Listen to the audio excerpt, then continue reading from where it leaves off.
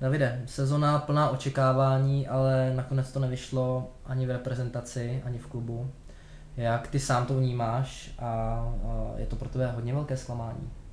Tak byla to opravdu nepovedená sezóna letos, ať už na té klubové úrovni i na té reprezentační.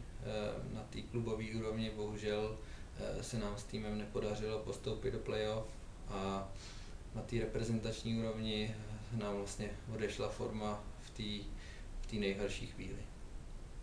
No, co se vlastně změnilo oproti té minulé sezóně? Jo, jde o to, jestli Švédsko je opravdu mnohem tvrdší prostředí než třeba finská liga, kde si ty osobně 3 roky působil. Tak určitě je tady daleko více střetů mezi hráčema, ale z hlediska golmana mi to přijde docela podobná soutěž, akorát ty střely jsou opravdu přesnější, musíte být daleko agresivnější, musíte výjíždět, aby vás to nějak aspoň trefilo, protože opravdu ty akce jsou na jeden dotek většinou a končí to v prázdné bráně, takže je to opravdu těžký chytat. Ty osobně se dostal do takový zajímavý pozice, bojoval si o místo na brankářský jedničky. Jonte Paulson je mladý brankář a od trenéra dostal víc příležitostí. Myslíš si, že je to tím, že je Švéd, nebo že si ho vlastně klub vychovává pro budoucnost, nebo v čem si myslíš, že ten hlavní, nebo byl kladený hlavní důraz na to, že jsi byl upozaděný? Tak já bych asi řekl, že hlavní důvod byl, že jsem ze začátku byl zraněný, měl jsem hodně problémy s kolenama, takže ty první 3 týdny, kdy trenér se rozhodoval, komu dá vlastně větší šanci, bohužel se náš mladý golman rozchytal a už mě tam moc nepustil a já jsem opravdu nedostal šanci celou sezonu, s čím jsem se vlastně za moji kariéru nesetkal. Takže to bylo hodně složitý, ale na tréninku jsem vždycky bojoval a snažil se tam odevzdat maximum. Ty sám si to zmínil, zdravotní problémy z začátku sezóny. Měl jsi nějaký možnost regenerace, zlepšilo se to přes ten rok?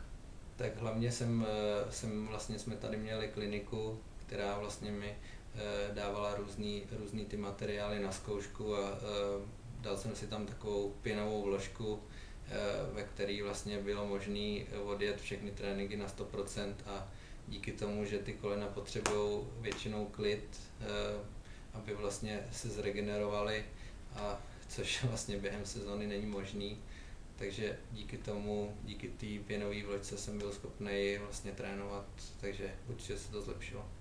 Když se podíváme na to širší hledisko, nebudeme se bavit jenom o tobě, tak Helsingborg nepostoupil do playoff, což asi bylo teda pro klub zklamání. Měl jsi nějaký pocit, že by se to v klubu řešilo, protože minulý rok Helsingborg bojoval ve čtvrtfinále, letos určitě ty ambice byly snad ještě i výš, tak jak to prožíval klub, hráči, vedení? Tak hráči byli určitě zklamaný, myslím, že vedení taky hodně, protože do toho každý investuje hodně času, ty tréninky zabírají strašně moc a bohužel se to nepovedlo, jako ta Superliga je hrozně kvalitní soutěž a my jsme měli hodně mladý kádr, nedávali se góly a tím pádem nemůžeme pomýšlet ani na lepší umístění. Asi ty kádry jsou tak vyrovnaný, že tam jsou starší kluci a opravdu bohužel to nestačilo. Tobě osobně končí smlouva na konci dubna, je pravda? Už víš, co bude dál?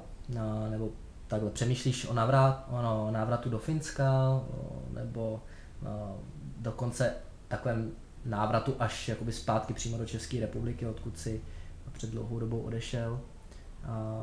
Nebo budeš chtít třeba zůstat ve Švédsku, přestože ten první rok se vůbec nepodařil, a budeš chtít naopak dokázat, že švédská soutěž není nad tvoje kvality, naopak, že jsi prostě světový brankář a můžeš zářit i tady?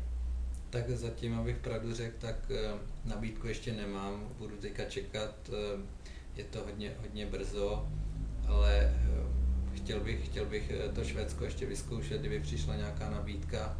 Kdyby nepřišla, tak se podíváme ve Finsku, jestli tam něco bude, ale nebránil bych se zkusit možná to Švýcarsko a když ani tady nepřijde žádná nabídka, tak bych se vrátil do České republiky.